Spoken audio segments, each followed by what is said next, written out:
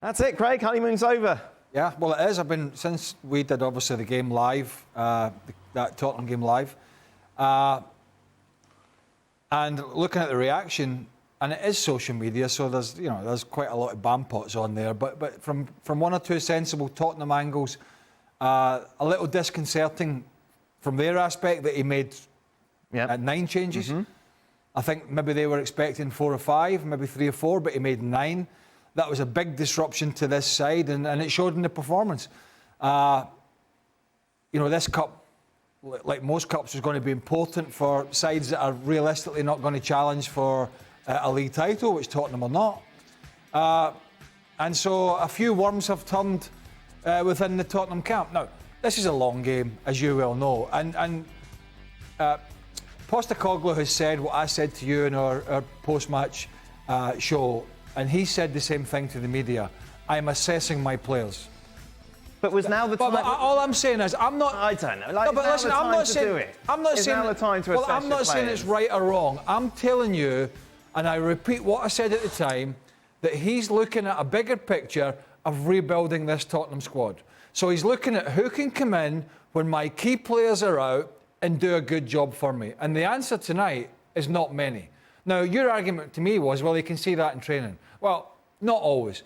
However, I'm just putting that out there as what he's telling the media is the reason why he made. I feel like you're being a bit of an apologist for him. I feel like for God's sake, I'm telling you what he said. If this was Manchester United, you'd be on your soapbox shouting about missed opportunities and all this. Don't talk stupid. Tottenham and Man United are 2 separate issues.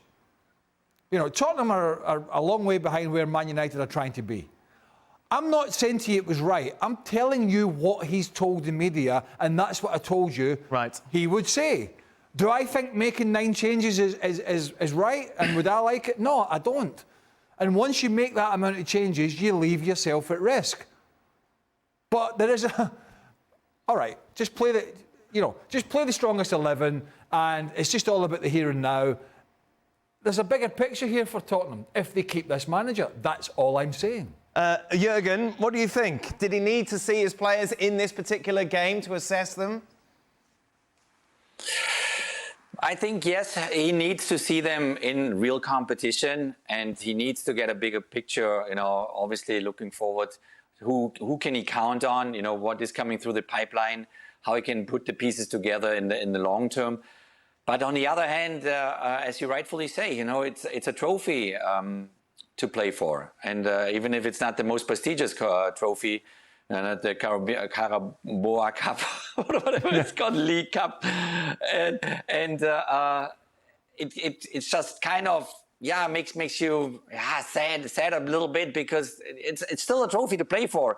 So as a manager, you always go between those 2 things. You say, okay, I want to see all my squad. I want to test them out. I want to see, who's really hungry enough to get the spot, who is in a good shape, and so on. At the same time, if you in a cup competition put that at risk, then obviously you might lose that game. That happened now, and that's a pity. It's a pity, and because one trophy is gone already, and you just started the season. I hope that he saw what he wanted to see from those players, and it's going to be useful for the next couple of games coming up in the Premier League. But obviously, the first reaction, especially from the fans and from the media, will be why making so many changes, and why put it at risk in a competition that is a knockout system, basically. It's a missed opportunity, isn't it, Jules? Yeah, I think so. I agree with the boys. I think it's too many changes. I think he had some momentum. The team had momentum. And in a way, even if they didn't lose, really, you can see it as a draw if you want to. And then it's penalties. They lost, but not really. They lost. But I just don't think it was necessary. At least he knows now that the depth in his squad is not that great. But again, why is Davinson Sanchez taking a penalty? Why is he even playing? He's on his way out. They're trying to sell him. He's probably going to go to France, to Rennes. I'm not sure why he's playing, because Van de Ven and Romero have done well. And again, you can build on what you've seen before without having to make 9 changes. That's where I'm a bit struggling to understand. I get Craig's point, and I think he's right. And the season is going to be long. However, this is only the start. And in a week time, we've got an international break. So you can play a very strong 11 tonight and again at the weekend, because after that, you've got a break. So it's not if you had, I don't know, 7 weeks in a row where you play 3 games a week. That's not the case. So I'm a bit struggling with what Postecoglou did tonight. It just puts an added pressure on the weekend. They're playing Burnley away, which people will just think, wow, they should win that. Not as simple as that, but that could be the perception from some of the fan base. And if you have another flat performance and it goes against you, all of a sudden that early season optimism sort of takes a little turn, as Joe said, before an international break. To Jurgen's point, or Joe's point, what he saw tonight is worrying. It tells you how big it's going to be for Tottenham and how this is just an encouraging, up until tonight, an encouraging early start, some nice football, some good results.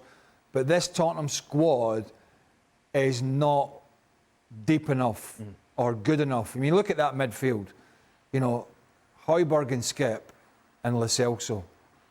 That's only going to get you the sack eventually. So it just shows you if something was to happen to Basuma and Sarr, and of course Bentancur's to come back, who's a good footballer, at least that's a better quality of player. But what came in tonight really isn't going to cut the mustard. And if he doesn't get them out and get better players in, and it won't be this transfer window, you would imagine, then it's going to get tougher for him. Of course, Richarlison did score. He got the equaliser in the second half under those quite strange circumstances, Jurgen. If you're Marco Silva and you're seeing your right back run down the tunnel to get a new boot, how are you feeling? To kind of really establish himself at Spurs and gets confidence. And obviously, the shoes he has to fill of Harry Kane are huge, humongous, you know. And the only way for him to show everyone, especially his manager, that he's good enough and he's a serious contender for this number 9 spot at Spurs that has been so spoiled through Harry Kane over the last 10 years. So you need those goals, you know. So I'm glad he at least scored, even if the team lost. How would your old managers have coped with you running down the tunnel to get new boots on? I'm thinking about Jim Smith. Jim Smith comes to mind. I don't know what Jim would have said, but well, I know what Jim would have said, and I'm not going to repeat it on here. But it's one of those things, you know, Decordova Reid went back to right back to fill in for that period. You're in the dressing room, you can hear the roar from the crowd. There's a much difference between an away roar and a home roar. So you know what's happened, and you're thinking, oh no, not now, I'm going to get the blame.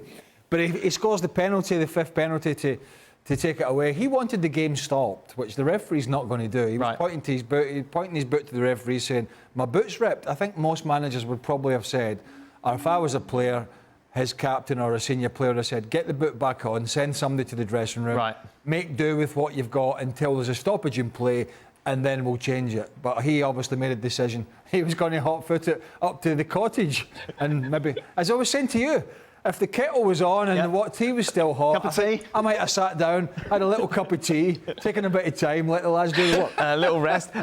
Jules, obviously, we talked at length about Richarlison. He's obviously not the answer to the void that Harry Kane has left. Are Spurs actively looking for a striker, with a few days left of this transfer window?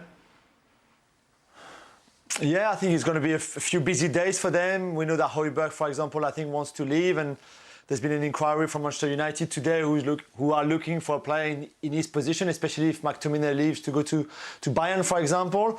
We know that Brendan Johnson, the Nottingham Forest and Wales forward striker, I think he can play a few different positions, has a lot of fans at Spurs, and Postecoglou really likes him.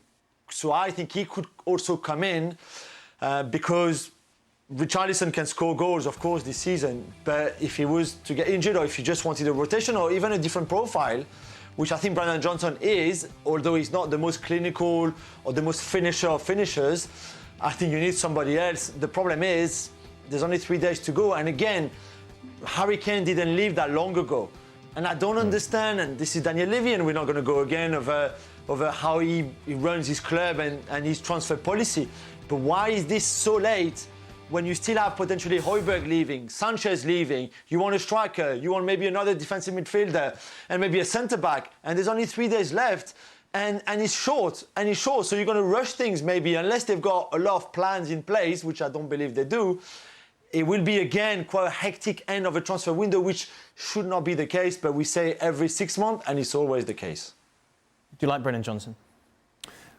No, I do like him as a player, but I mean, he's a fledgling career in the Premier League, one season. Yeah. You know, so that's not a guarantee that you're going to come in and be able to help. I think he would be beefing up the squad. But as Joe said, he can play anywhere across the front line.